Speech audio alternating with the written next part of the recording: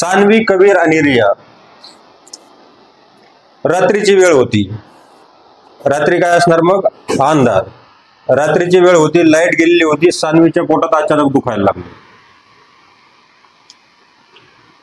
रात्रीची काय होती? वेळ होती, लाईट गेलेली होती आणि सानवीच्या पोटामध्ये अचानक दुखायला लागलं. तिला एवढा त्रास व्हायला लागला की तिला सहन व्हायला. तिच्या शेजारी तिच्या रूम मध्ये कबीर झोपलेला होता. सानवीचा आवाज ऐकून कबीरला जाग आली. जाग आल्याच्या नंतर त्यानं सानवीकडे पाहिलं तर सानवीला एकदम वेदना होत आहे असं कबीरला जाणवलं म्हणजे त्याला वाटलं की सानवीला खूपच वेदना होत आहे. कबीर घाबरला. कबीरला काही सुचना काय करायला पाहिजे. हळूहळू सानवीच्या वेदना आणखी वाढत गेल्या. कबीरने घराचा दरवाजा खोलला. घराच्या बाहेर आला तर सगळीकडे अंधारच पसरलेला होता. ते पाहून कबीर आणखीच घाबरला. त्याला काय करावं काही सुचत नव्हतं. सानवीचा त्रास वाढतच चालला होता आणि सानवी मोठमोठ्याने आरडायला लागली. सानवी ज्यावेळेस मोठमोठ्याने आरडायला लागली त्यावेळेस तिचा आवाज शेजाऱ्यांना गेला आणि शेजारचे काही लोक झोपेतून जागे झाले आणि घराच्या बाहेर आले. ते लोक घराच्या बाहेर आल्याच्या नंतर आवाजाच्या दिशेने ज्यावेळेस आले त्यावेळेस त्यांना कळलं की सानवीच्या आणि कबीरच्या घरामध्ये काहीतरी झालेलं आहे. ते लोक तिच्या घरामध्ये आले. घरी आल्याच्या नंतर त्यांनी पाहिलं त्यावेळेस त्यांना दिसलं की सानवी मोठमोठ्याने ओरडते, तिला त्रास होतोय काहीतरी. आणि कबीर त्यांना घाबरलेल्या अवस्थेत दिसला. होतं का नाही लाईट गेल्याच्या नंतर तसं अचानक जर कोणी ओरडायला लागलं तर? सानवी नुसती रडतच नव्हती, रडता रडता ओरडत होती. काय होती? रडता रडता ओरडत होती. 4-5 ज्या स्त्रिया तिथं जमा झाल्या होत्या, जे लोक आले त्याच्या घराकडे, त्या जाऊन सानवीच्या भोवताली गोळा झाल्या. आणि जे पुरुष आले होते ते कबीरला धीर द्यायला लागले. काय द्यायला लागले? धीर देणं कळतं का?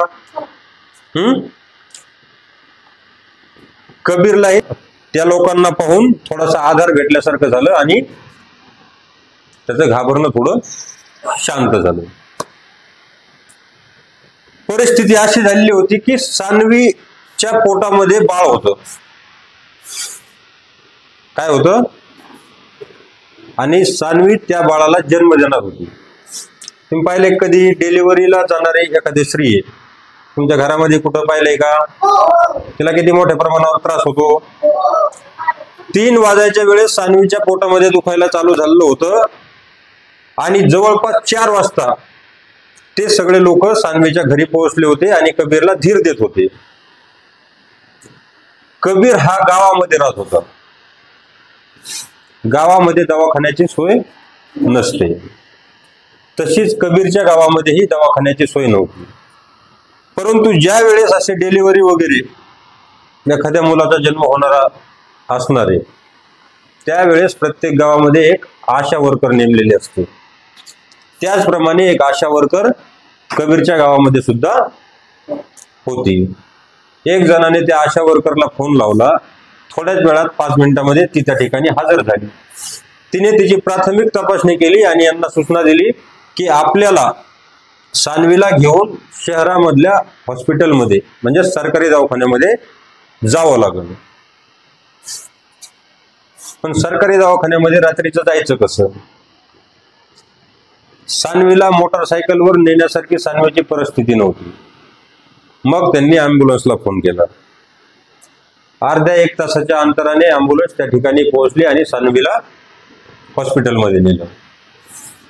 हॉस्पिटलमध्ये नेल्याच्या नंतर तिच्यावर उपचार करण्यात आले आणि सकाळी 8च्या सुमारास सानवीने एका छोट्याशा सुंदर मुलीला जन्म दिला. त्या सुंदर मुलीला जन्म दिल्याच्या नंतर थोड्याच वेळात डॉक्टरने बाहेर येऊन कबीरला आत बोलावलं त्या बाळाला पाहण्यासाठी.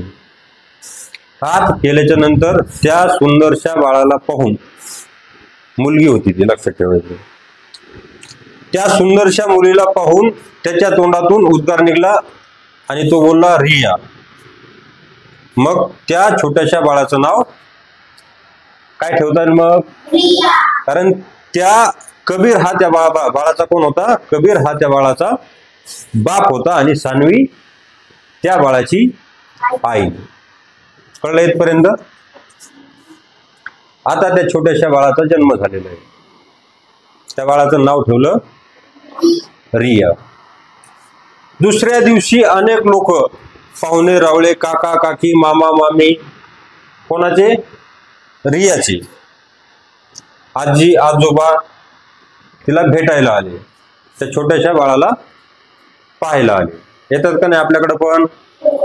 एखाद्या घरी जर एखाद्या बाळाचा जन्म झाला तर नातेवाईक त्याला पाहायला येतात. त्याचप्रमाणे तिचे पण नातेवाईक तिला पाहायला आले. कोणाला? रियाला. आल्याच्या नंतर त्या नातेवाईकांनी काहींनी कपडे, काहींनी खेळण्या, जसं आपल्याला घेऊन येतात त्याचप्रमाणे घेऊन आले. काय घेऊन आले? कपडे आणि खेळण्या. रिया फार सुंदर होती. होती का नाही?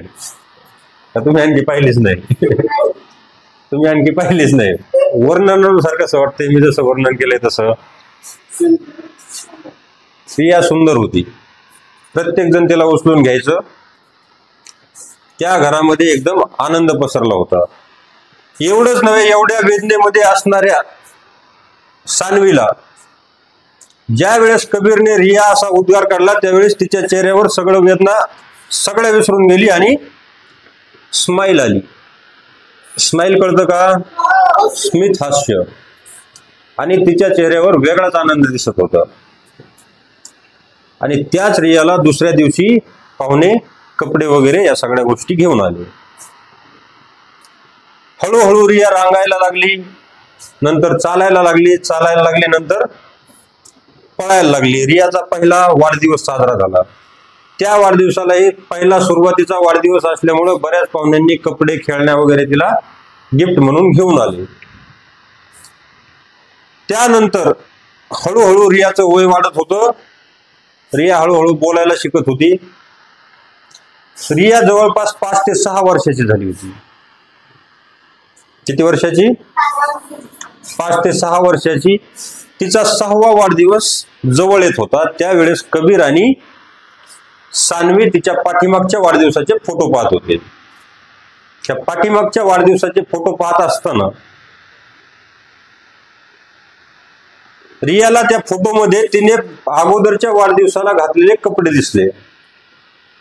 आणि ती तिच्या आईला म्हणजे सानवीला काय म्हणाली? आता येणाऱ्या पुढच्या वाढदिवसाला मी हे कपडे घालणार. कुठले? त्या फोटोमध्ये दिसतात ते कपडे 2 ते 3 वर्षापूर्वीचे होते. किती वर्षापूर्वीचे? सानवी तिला म्हणाली ते कपडे तू नाही घालू शकणार कारण तू आता मोठी झाली. काय म्हटली? ते कपडे तू नाही घालू शकणार कारण तू आता मोठी झाली. मग रियाला प्रश्न पडला, मी मोठी झाली मग माझे कपडे का नाही मोठे झाले? पडू शकतो का नाही प्रश्न छोट्याशा बाळाला? मी मोठी झाली मग माझे कपडे का नाही मोठे झाले?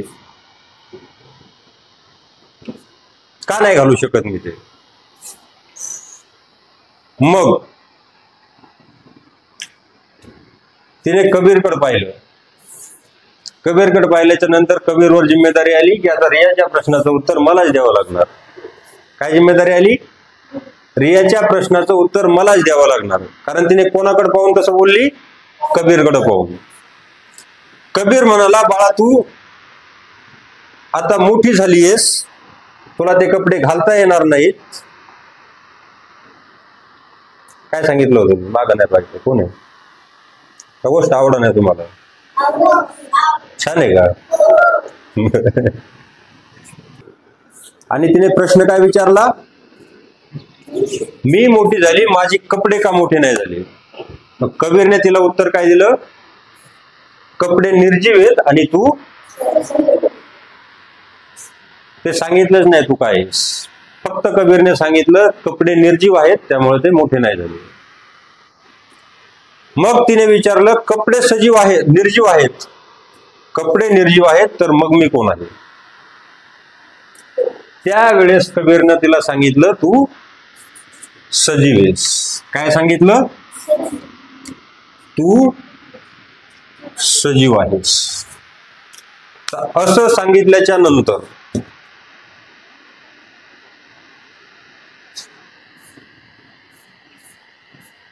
रिया म्हणाली, किती वर्षाची होती रिया?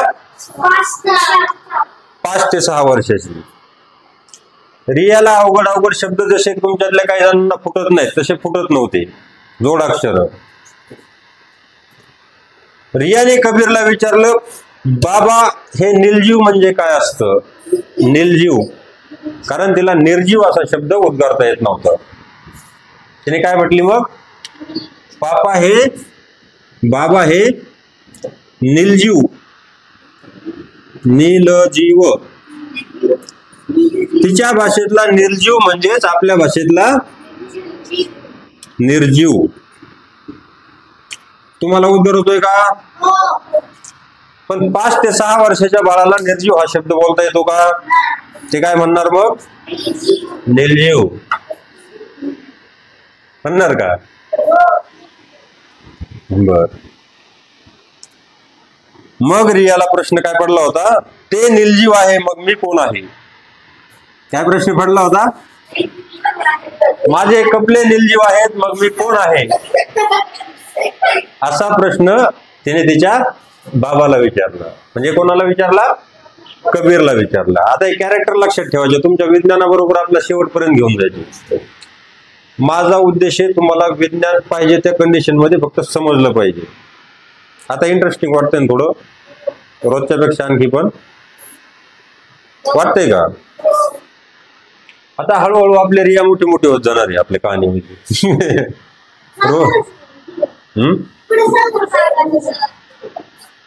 आता पुढं आहे का? वाटतंय का? बर. मग तिने काय विचारलं रियाने? बाबा हे निर्जीव काय अर्थ?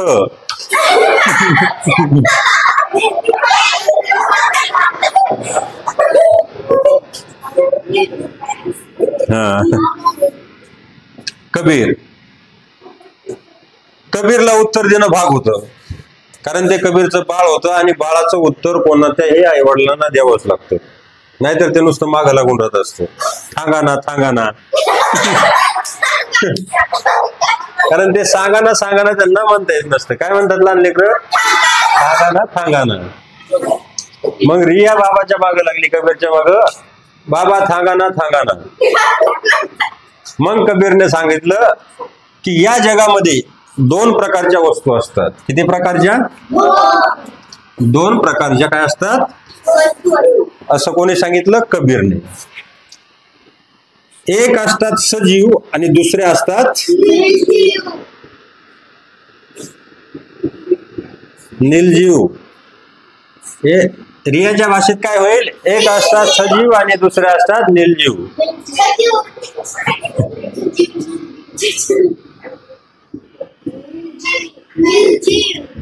ओके, जास्त नको. हा सांगतो. कबीरचं ते ऐकून कबीरने काय सांगितलं? काही असतात सजीव आणि काही असतात निर्जीव, म्हणजेच रियाच्या भाषेत निर्जीव.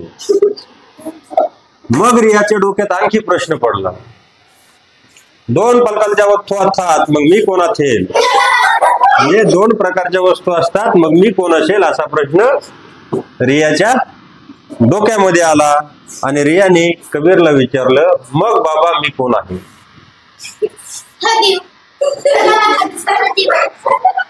मग कबीरचं उत्तर होतं, तू सजीव आहेस. हे उत्तर कबीरचं होतं. पण बालकांच्या किंवा लहान मुलांच्या डोक्यामध्ये असे प्रश्न खूप येत असतात, प्रश्न माग प्रश्न. मग तिने विचारलं, बाबा मी सजीवच का आहे? बाबा मी सजीवच का आहे? मग कबीरने सांगितलं, तू मोठी झाली का नाही आता? तुझे 3 वर्षापूर्वीचे कपडे तुला येत नाहीत, म्हणजे ते 3 वर्षापूर्वी तुला जे कपडे घेतले होते ते आहे तसेच तेवढेच राहिलेत. कपड्यामध्ये वाढ झाली नाही, पण तू मात्र मोठी झालीस, तुला आता ते कपडे येणार नाहीत. म्हणजे सजीवांमध्ये सजीव मोठे होतात, जे मोठे होतात ते मोठे होतात ते सजीव, असं कबीरने सांगितलं. रिया कबीर तरी पण काय म्हणाली, लहान मुलं असतात त्यांचं नजर पण बघायचं अशी एका जागेवर नसते. कबीर बरोबर गप्पा मारता मारता रियाची नजर बाहेरच्या आवारात फिरत असते. जशी तुमची नजर नेहमी खिडक्याच्या बाहेर जाते, त्याप्रमाणे रियाची नजर सुद्धा दरवाजाच्या बाहेरच्या आंब्याच्या झाडावर पडली.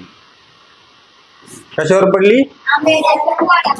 आंब्याच्या झाडावर.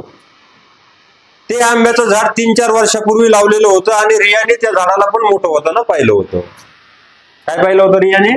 त्या झाडाला मोठं होताना. मग रियाच्या खुराकी दिमागामध्ये आणखी एक प्रश्न आला, मग मी सजीव आहे, हे बाहेर तर धाल, ते एकच काय मोठं झालंय, असा प्रश्न रियाच्या मनात आला किंवा डोक्यात आला की हे बाहेरचं झाड पण मोठं झालंय. तुम्ही तर बाबा तर म्हणतायत मोठं जे होईल ते असतं सजीव, मग ते झाड काय आहे, ते सजीव आहे की निर्जीव आहे, हा प्रश्न रियाच्या डोक्यामध्ये पडला आणि तो तिने कबीरला पुन्हा विचारला. मग कबीरने उत्तर दिलं, तू मोठी झाली, तू पण सजीव, ते मोठं झालं, ते पण सजीव, असं सांगणार ना. मग ते दोन्ही झाले सजीव, परंतु तुझे कपडे काय मोठे झाले नाहीत, त्यामुळे ते निर्जीव. असं सांगता सांगता रियाला झोप आली आणि रिया झोपी गेली. आता रियाला पुढच्या दिवशी काय प्रश्न पडते ते आपल्याला पुढच्या दिवशी कळलं का नाही. आता या गोष्टीमध्ये वर्षभर चालणार आहे गोष्ट तशीच कंटिन्यू. आता या गोष्टीमध्ये रियाला काय सांगितलं बाबांनी, तिच्या बाबाने म्हणजे कबीरने, तू मोठी होतेस म्हणजे तू सजीव आहेस, सजीव आहेस म्हणजे तू लिव्हिंग थिंग्स आहेस. काय गोष्टी बरोबर आपल्याला शिकायचंय तुमचं विज्ञान. With Riya, Kabir and Saanvi. कोणाबरोबर विज्ञान शिकायचंय आपल्याला? रिया, कबीर आणि सानवी बरोबर. जशी जशी रिया मोठी मोठी होईल तसं तसं तिला विज्ञानाचं ज्ञान येत राहील आणि तेच ज्ञान तुमच्यापर्यंत पोहोचायला पाहिजे या गोष्टीच्या माध्यमातून. मजा येते ना असं?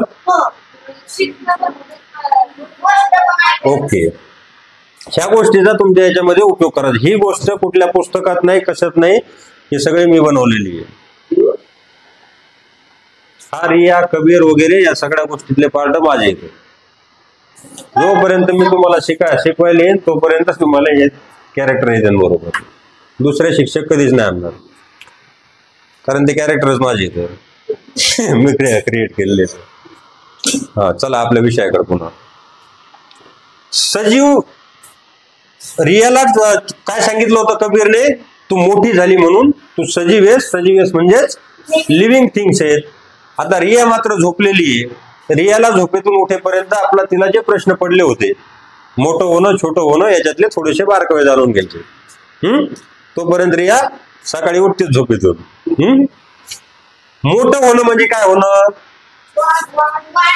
मोठं होणं म्हणजे वाढ होणं, म्हणजे त्याच्या शरीरामध्ये वाढ होते असं कबीरनं रियाला सांगितलं होतं. ती मोठी झाली म्हणजे तिच्या शरीराची वाढ झाली. वाढ झाली म्हणजे तिची उंची वाढली, तिचं वजन वाढलं आणि तिच्या अंगातली ताकद वाढली. ज्या वेळेस रियाचा जन्म झाला होता सकाळी 8 वाजता, त्यावेळेस एक लिटर पाण्याची बॉटल ती उचलू शकत होती का? नाही. पण आता रिया 6 वर्षाची झाली, 5 लिटरच्या आसपास वजन ती उचलते हाताने, कारण रिया 5.5 तिचा 6वा बर्थडे जवळ आलाय. केवढं वजन उचलते का नाही? रियाची हाईट पण वाढली, रियाचं वजन पण वाढलं आणि रियाची ताकद पण वाढली. त्यामुळं 3 वर्षापूर्वीचे जे कपडे होते ते रियाला येत नव्हते. म्हणजेच, आणि रिया कोण आहे? कबीरने सांगितल्याप्रमाणे ती सजीव आहे. म्हणजे ज्याच्यातून आपलं काय होतं कळलं, सजीवांची वाढ होते म्हणजे त्याचं वजन वाढतं, उंची वाढतं आणि ताकद वाढते. आलं लक्षात इथपर्यंत?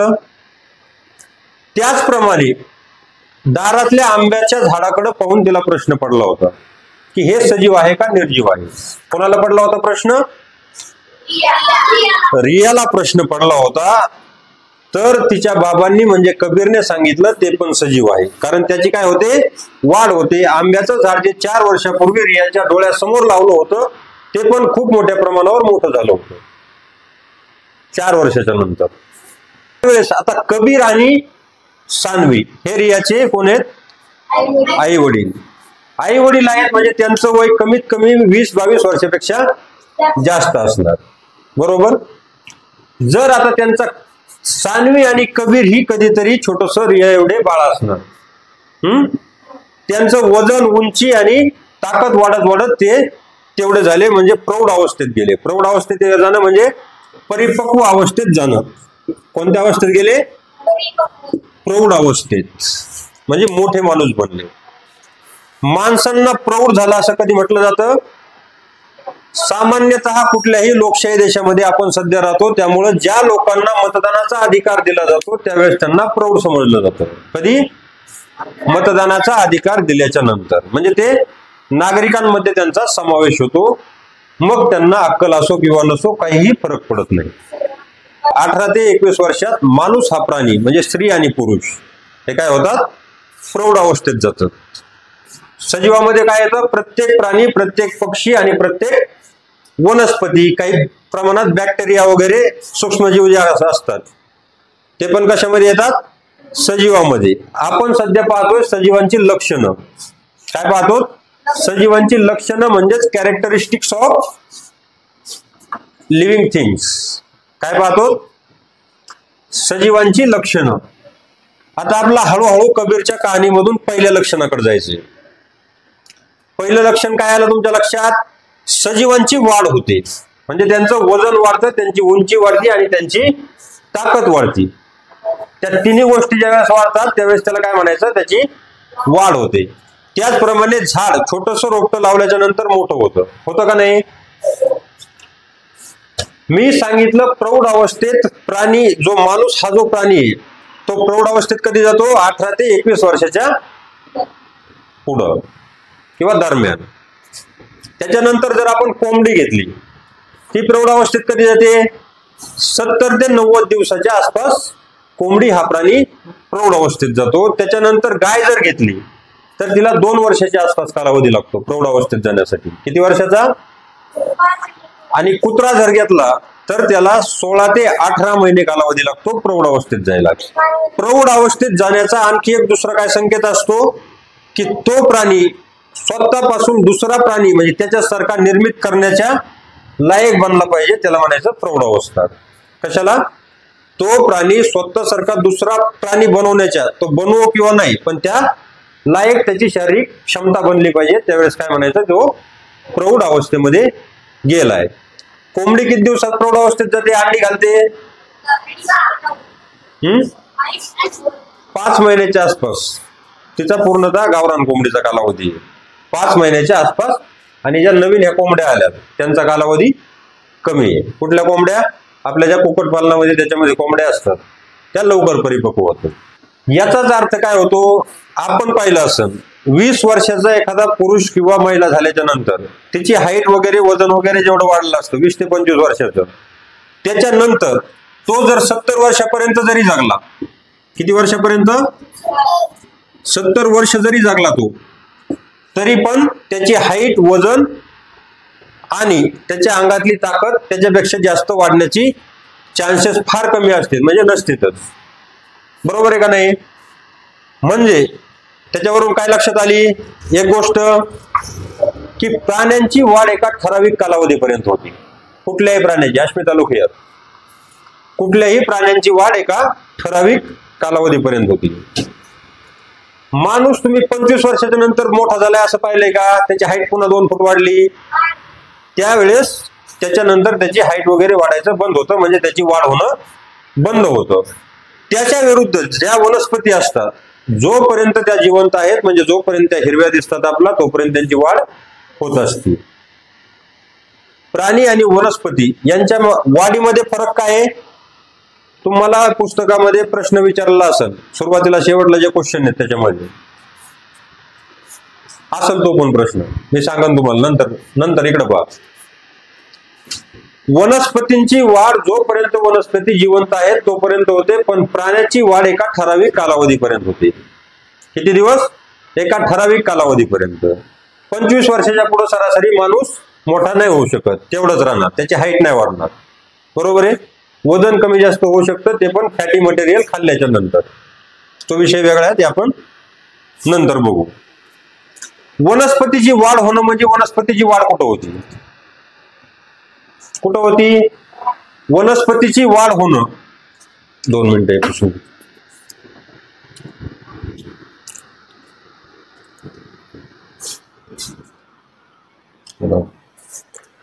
हे जे सजीव येतं, पहिला प्रकार प्राणी, दुसरा प्रकार वनस्पती. यांची जर वाढीचा विचार केला आपण, वनस्पती आणि प्राणी, तर काय होतं? प्राण्यांचं वजन, त्यानंतर प्राण्याची हाईट. हाईट म्हणजे उंची. वजनाला इंग्लिश मध्ये काय म्हणतात? वेट. काय म्हणतात? वेट. आणि ताकद. ताकदीला इंग्लिश मध्ये काय म्हणतात? पॉवर. काय म्हणतात? पॉवर. आणि वनस्पतीमध्ये कशाची वाढ होती? यांच्यामध्ये ह्याची वाढ होती. वनस्पतीमध्ये कशाची वाढ होणार मग? वनस्पतीमध्ये उंची वाढते, उंची वाढते आणि खोडाची जाडी वाढते वनस्पतीच्या. काय होतं? पाहिले का तुम्ही? छोटी वनस्पतीचं खोड त्या करंगळी एवढं असलं आंब्याच्या, मोठी झालं तर माझ्या कमरे एवढं होतं, त्याच्यानंतरही मोठं होऊ शकतं.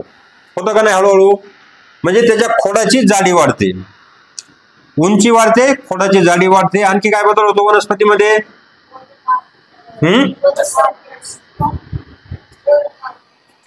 काही वनस्पतींना, सगळ्यांनाच नाही, काही वनस्पतींना काय होतं? फांद्या फुटतात. फुटतात का नाही? म्हणजे वनस्पती एवढी असली, फांद्या फुटून दे अशी लांब पसरते.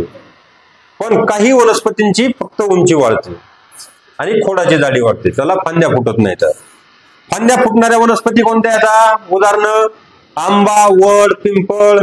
आहे का नाही? दारातला पिंपळ, त्याला अनेक फांद्या असतात. चिंच असते, लिंबाचं झाड, जांभूळ, बाभूळ, त्यांना फांद्या फुटतात. आणि काही वनस्पती अशा असतात त्यांना फांद्या फुटत नाही. कोणते झाड आहेत तसे? फांद्यानं फुटणारे 1-2 झाडं सांगू शकतात का?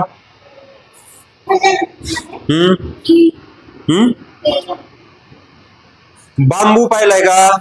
त्याला फांदी नाही फुटत. नारळाचं झाड पाहिलंय का? त्याला फांदी नाही फुटत. ताडाचं झाड कोणी पाहिलंय का? ताड नावाचं एक झाड असतं, त्याला पण फांद्या नाही फुटत. म्हणजे काय लक्षात आलं याच्यावरून? वनस्पतींना काहींना फांद्या फुटतात, काहींना फांद्या फुटत नाहीत. त्यांची फक्त हाईट वाढते आणि खोडाची जाडी वाढते. आणि यालाच काय म्हणायचं? त्यांच्यात वाढ होते.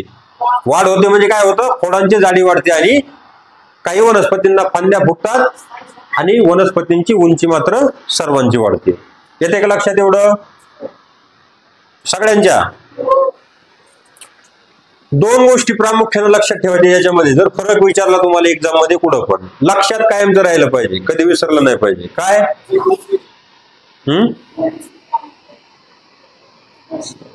आहे ना? वनस्पतींची वाढ त्या जिवंत आशेपर्यंत होते, परंतु प्राण्याची वाढ काही ठराविक कालावधीपर्यंतच होते. हा फरक, एवढाच फरक आहे दोन्हीमध्ये.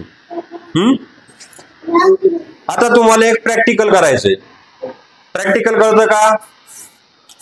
म्हणजे स्वतः घरी जाऊन एक मी सांगणार, ती कृती करायची आणि त्याचं निरीक्षण करायचंय 15 दिवस. कशाचं तरी एक छोटस रोपटं घ्यायचं, एक रोपटं घ्यायचं, त्याच्या शेंड्याला एक दोरा बांधायचा, आवळून नाही बांधायचा, एकदम ढिला बांधायचा.